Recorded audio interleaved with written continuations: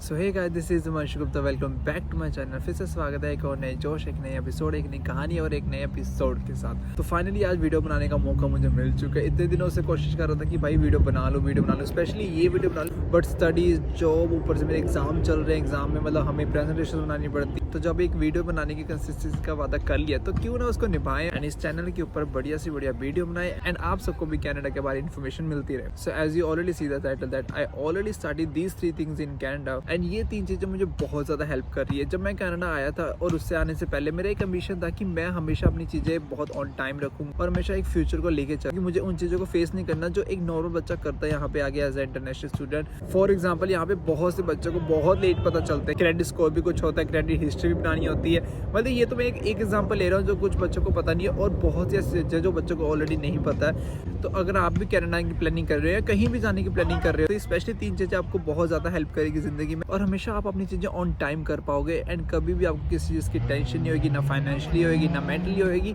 हमेशा एक स्टेबिलिटी बनी रहेगी। जैसा कि मुझे कनाडा में आए को 6 से 7 महीने हो चुकी है एंड मैं सही बताऊँ Canada is treating me so well कि मैं बढ़िया एक जॉब भी कर रहा हूँ, बढ़िया अपनी स्टडी भी कर रहा हूँ, एग्जाम्स भी अच्छे से दे रहा हूँ, यूट्यूब भी कर रहा हूँ साथ साथ। तो वीडियो की शुरुआत करते हैं और सबसे पहले बात करते हैं फर्स्ट इंपॉर्टेंट थिंग जो हमेशा एज ए इंटरनेशनल स्टूडेंट को ध्यान में रखनी चाहिए, वो है सारे डॉक्यूमेंटेशन अपने काम पे करना। अब सारे डॉक्यूमेंटेशन से मेरा मतलब है अपने क्रेडिट स्कोर, अपने बैंक के डॉक्यूमेंटेशन, फाइल टैक्स, अपने सिम का डॉक्यूमेंटेशन। अगर आप सिम पे काम कर रहे हो तो अपने पेरोल के ऊपर ध्यान रखो कि अगर आपकी सैलरी आती है बाई वीकली तो पेरोल का प्रिंट निकलवाना ही है और अपने पास एक हार्ड कॉपी रखनी है और उसको संभाल के रखनी है। सबसे पहले ध्यान रखो यार, कनाडा में क्रेडिट हिस्ट्री बहुत जरूरी है। अगर तुम लॉन्ग टर्म यहाँ पे रहने की सोच रहे हो, उसके बाद तुमने गाड़ी भी लेनी होगी, तुमने घर भी लेना होगा, तुम्हें बहुत सारी ऐसी चीजें लेनी होगी जो तुम फाइनेंस ही करवा सकते हो कि मंथली टू मंथली EMI करवा सकते हो। उसका जो इंटरेस्ट रेट होगा, उसका जो लोन अप्रूवल होगा, वो सिर्फ और सिर्फ तुम्हारी credit history and credit score को ही देख के तुम्हें मिलेगा। क्योंकि most of the international students को पता नहीं होता कि क्रेडिट स्कोर भी आपको मेंटेन करना होता है, क्रेडिट हिस्ट्री भी बनानी होती है। कि जब भी तुम कनाडा में आते हो तुम्हें पता है तुम्हारे पास एक credit card and debit card होगा ही होगा और वो क्रेडिट कार्ड यूज़ करो।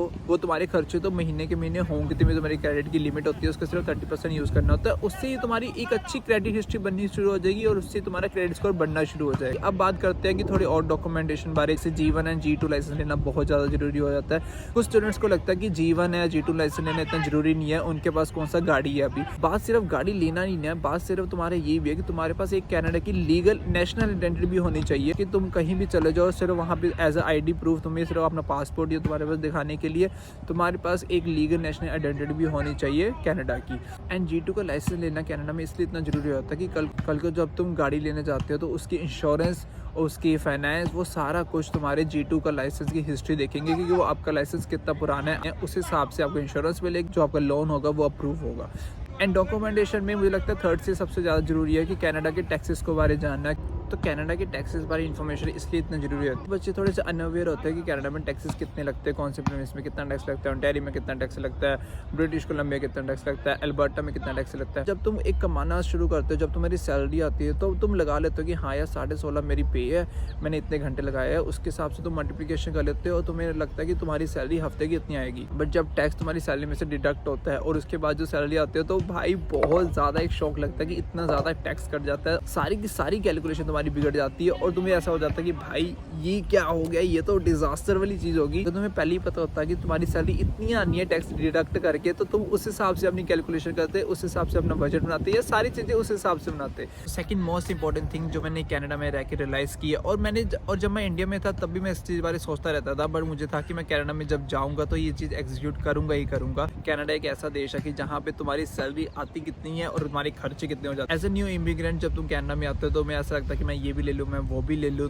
और मेरा सेकंड पॉइंट है इसके रिलेटेड ही है, start saving and start investing in Canada is a very essential thing if you want to survive in Canada. अब start saving and start investing क्यों जरूरी है कि बंदा कहता है कि यार सेविंग तो ठीक है, अभी से इन्वेस्टिंग कैसे हम शुरू कर सकते हैं। भाई एज ए इंटरनेशनल स्टूडेंट तुम जब यहाँ पे कनाडा आते हो तुम अर्निंग करनी शुरू कर देते हो, तुम्हारा एक पे चेक आना शुरू हो जाता है, हर मंथ तुम $1000-1500 कमा सकते। तुम हर महीने अपने $50 के इन्वेस्टमेंट अकाउंट खुलवा के उसमें डालना शुरू कर दोगे तो महीने का छोड़ो, साल का तुम्हारा एक साइड पे $600 तुम्हारा इकट्ठा हो जाएगा, अगले साल $1200 हो जाएगा, उसके अगले साल $1800 हो जाएगा। फिर सिर्फ 50 में तो न अटके रहोगे, 50 को 100 भी तो करोगे कि हर महीने 100 डालना शुरू कर दोगे। अगर तुम अपने दिमाग से इन्वेस्ट करते हो, तुम्हें पता होगा कि कौन सी कंपनी थोड़ी सी ऊपर नीचे जा रही है, कौन से स्टॉक्स, कौन से ETF, कौन से बॉन्ड्स, कौन से ये GIC की जो भी होती चीज़ें। तो तुम्हारा पैसा सिर्फ जो तुमने महीने के $50 निकाले थे पहले साल, वो पैसा बड़ा हुआ 600 का, कुछ 650 ही होगा कुछ। एंड आप स्लोली इन्वेस्टिंग की नॉलेज लेने शुरू कर दो, क्योंकि अब जो आने वाला टाइम है ना, वो एक न्यू वर्ल्ड आने वाला है, न्यू एरा आने वाला है, सारा एरा डिजिटल होने वाला है। इन्वेस्टिंग की चीज़ें, स्टॉक्स की चीज़ें, सारी चीज़ें और ज़्यादा बढ़ने वाली है आगे जाके न्यू वर्ल्ड में। और मैं आपको बता दूं, अगर अभी से आप ये चीज़ें करना शुरू कर दोगे, जब आपकी सैलरी आती है उसको पोर्शन में डिवाइड करना शुरू कर दो कि 10% मैंने अपनी सेविंग्स के लिए निकालनी है, 10% मैंने अपनी इन्वेस्टिंग के निकालनी है, क्योंकि मैंने खर्चे करने हैं, और बाकी थोड़ा और भी सेव करते रहना है। जब अपनी सैलरी को ऐसे पोर्शन में डिवाइड करना शुरू कर दोगे ना, आपके बिल्स भी निकल जाएंगे, आपका एक इन्वेस्टिंग पोर्टफोलियो भी बन जाएगा। मैं कनाडा लास्ट दिसंबर में आया था और जनवरी में मैंने अर्निंग करना शुरू कर दी थी, तभी से मैंने अपना एक ट्रेड अकाउंट खोल लिया था फॉर लॉन्ग टर्म। मैं शॉर्ट टर्म की बात नहीं कर रहा, मैं लॉन्ग टर्म इन्वेस्टमेंट की बात कर। वो अकाउंट खोलने को मुझे 6 से 7 महीने हो चुके हैं एंड अब बहुत जल्दी वो अकाउंट सिर्फ 3 फिगर्स to 4 फिगर्स होने वाले हैं। बस मैंने कंपनीज बारे पढ़ा, मैंने उनका बैकग्राउंड देखा, कौन सी कंपनी ऊपर जाने वाली है, कौन सी कंपनी डूबने वाली है, कौन से ETF ऊपर जाने वाले हैं, कौन से 500 कंपनी और ज़्यादा काम करने वाली है।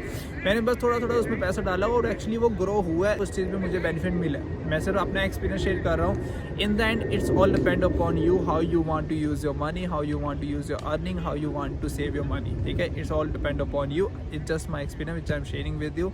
सो थोड़ा सोचना है इस बारे। अगर आपको मेरी बात सुन के ठीक लगा, आपको लग रहा हो कि यार बंदा बात तो ठीक कर रहा है, इस चीज़ को कंसीडर करना चाहिए and let's give a shot की ट्राई करते हैं इस चीज़ बारे, और क्या पता कहाँ से कहाँ पहुँच जाओगे।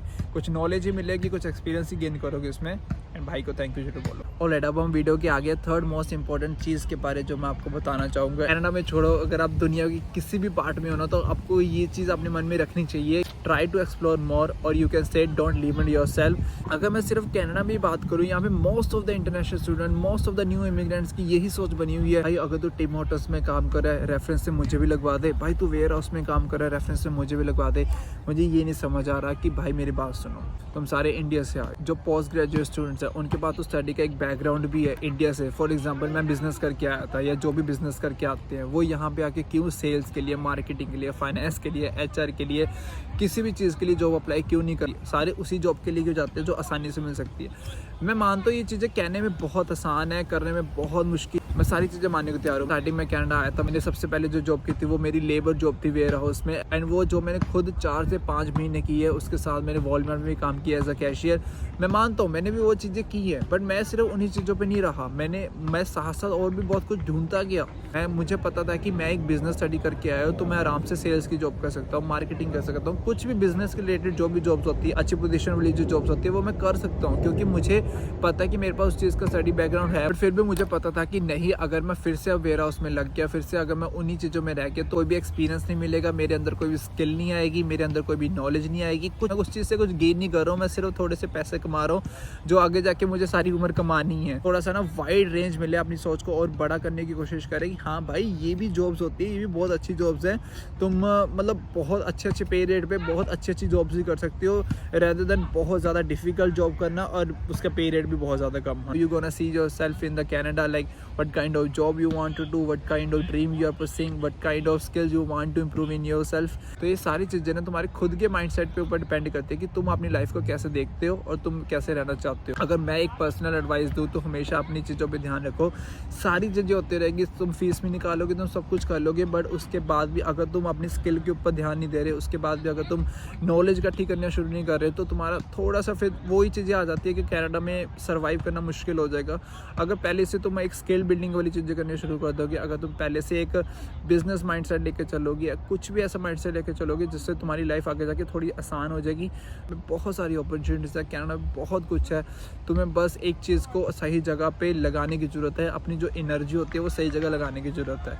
तो थर्ड पॉइंट मुझे लगता है सबसे ज़्यादा ज़रूरी है, क्योंकि हमें क्या होता है, एक अर्निंग ही ऐसी चीज़ होती है जिससे हम फाइनेंशियल फ्री हो सकते हैं और मेंटली भी फ्री हो सकते हैं, मेंटली शांत हो सकते हैं। कि मुझे लगता है अब तुम अपनी कॉलेज की फीस छोड़ो, तुम अपनी ज़िंदगी में नहीं कभी फेल होगे अगर तुम ये चीज़ें करना शुरू कर दोगे। तो that's it for the video. जो मुझे लगा कि मैं एक वीडियो बना सकता हूँ, लोगों को हेल्प मिलेगी अपना एक थोड़ा सा माइंडसेट चेंज करने, थोड़ा सा अपनी लिमिटेशन को और थोड़ा सा एक्सटेंड करने के लिए। Alright, that's it for the video. तो ये वीडियो बनाने का मेन मकसद यही था यार कि अगर तुम्हें लगता है कि तुम सिर्फ इतनी तक ही कर सकते हो, तुम सिर्फ ये जॉब भी कर सकते हो, अगर ये वीडियो देख के तुम्हें लगा हो कि नहीं यार बहुत कुछ है दुनिया में, बहुत कुछ एक्सप्लोर कर सकते हो, बहुत अच्छी अच्छी जॉब्स देख सकते हो, बहुत अच्छे अच्छे बिजनेस कर सकते हो, बहुत अच्छी तुम चीज़ें कर सकते हो जिससे तुम हमेशा मेंटली फ्री रहो, हमेशा मेंटली शांत रहो।